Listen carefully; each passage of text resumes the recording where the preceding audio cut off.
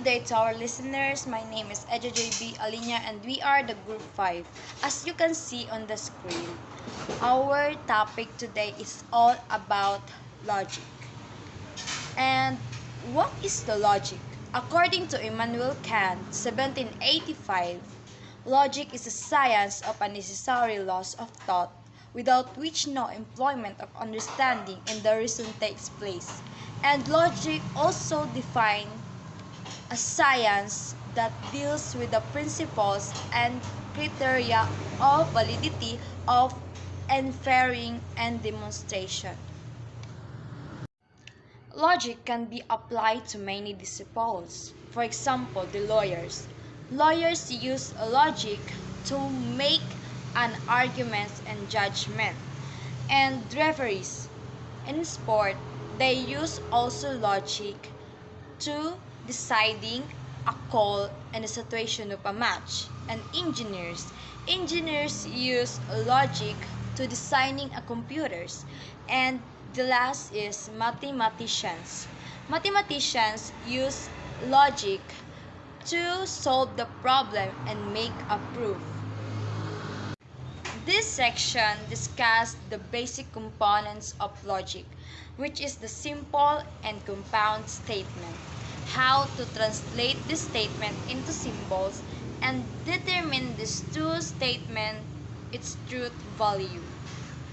And the differentiate of simple statement and compound statement is one that does not contain another statement as a component. This statement as a complement. These statements are represented by capital A to Z. A compound statement contains at least one simple statement as a component, along with a logical operation or connection. Rules of grouping in a compound statement. Compound statement is made up of two or more statements. The statements are combined using such words.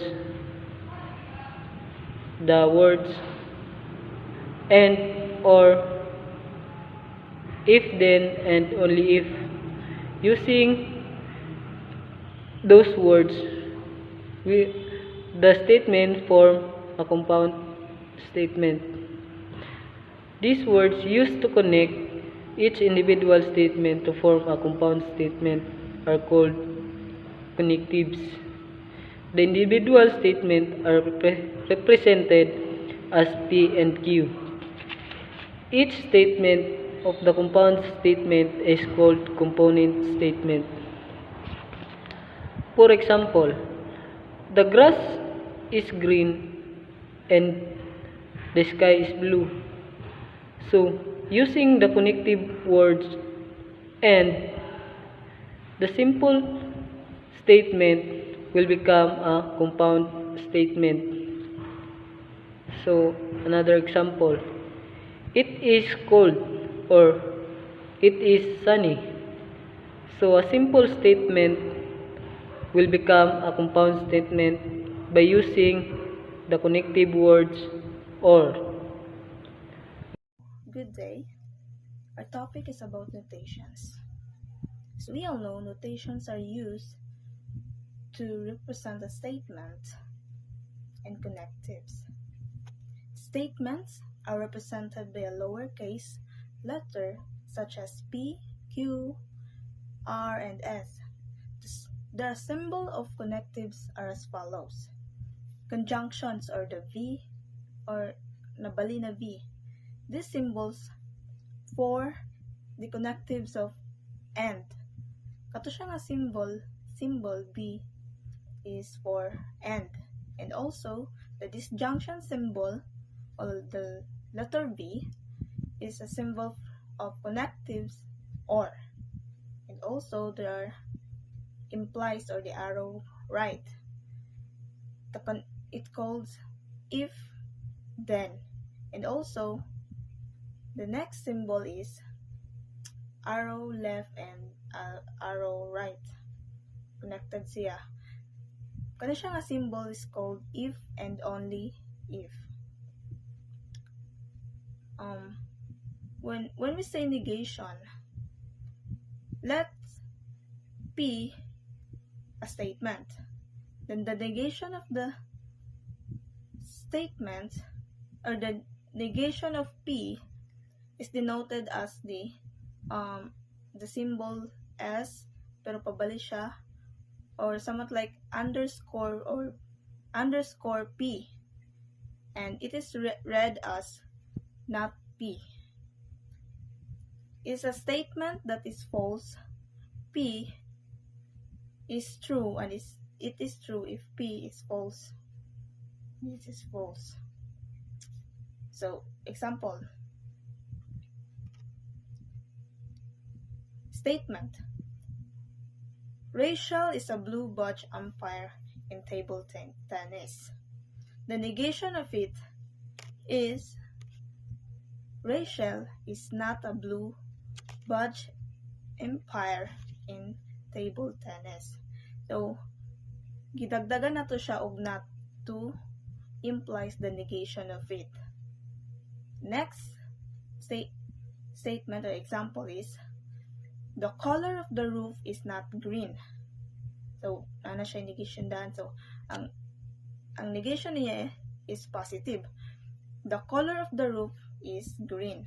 So, kaya ang first statement is dili man siya not green, na implies dito not green. So, ang negation niya, the color of the roof is green. So, that is negation. Truth value and truth table of statement. The truth value of a simple statement is either true or false.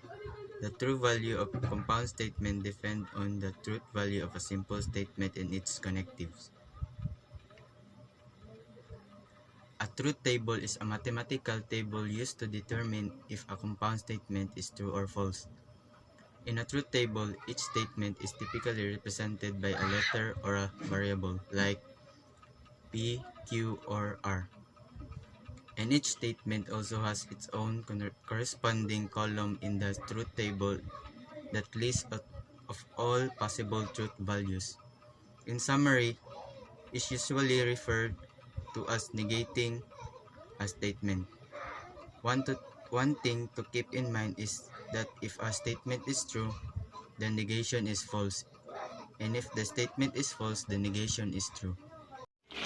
A construction of truth table. So first of all, we're going to define the truth table. A truth table provides a method for mapping out the possible truth values in an expression and to determine their outcomes.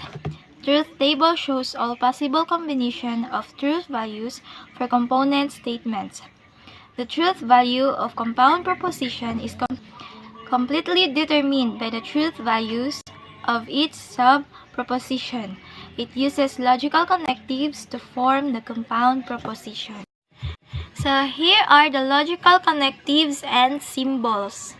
If the statement is not P, the connective word is not, then the symbolic form is tell this symbol, then letter P. Then the type of statement is negation. If the statement is P and Q, the connective word is and, symbolic form is P, then arrow up, then Q, arrow up or circumflex symbol. And the type of statement is conjunction. If the statement is P or Q, the connective word is or, and the symbolic form is arrow down. And the type of statement is disconjunction.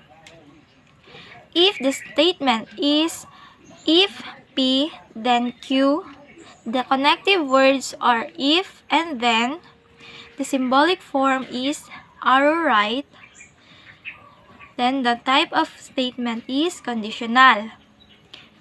If the statement is P, if and only if Q, the connective words are if and only if, the symbolic form is arrow to right and left, then the type of statement is biconditional. Here is the example of truth table. The first column is P. The statement of P is true, true, false, false. In the second column is Q. The statement of Q is true, false, true, false. In the third column is negation or not Q. If the statement of P and Q are both true, then the not Q is false. If the statement of P is true and the statement of Q is false, then the not Q is true. If the statement of P is false and the statement of Q is true, then the not Q is false. If the statement of P and Q are both false, then the not Q is true. In the fourth column is P or Q, or we call this disconjunction. If the statement of P is true and the statement of Q is true, then the statement of P or Q is true.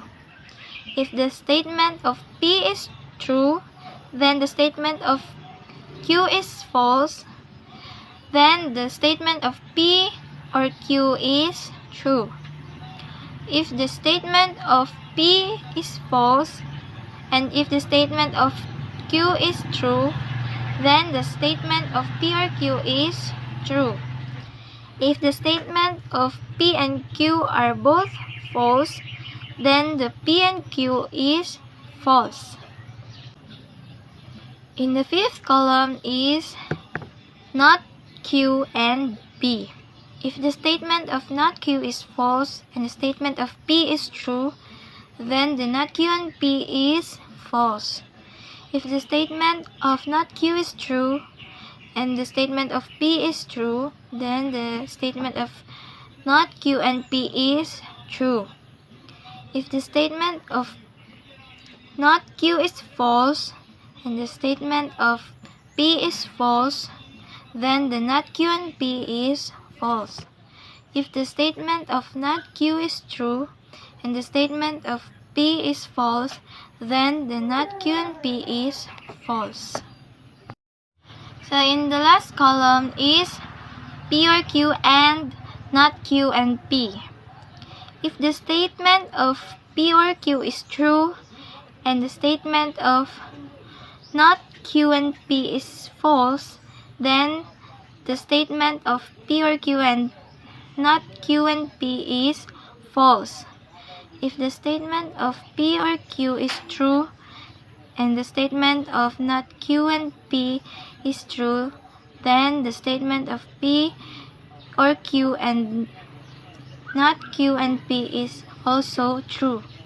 If the statement of P or Q is true and the statement of not Q and P is false, then the statement of P or Q and not Q and P is false. If the statement of P or Q is false and the statement of not Q and P is false, then the statement of P or Q and not Q and P is also false. In constructing a truth table, we always remember the logical connectives and its symbols.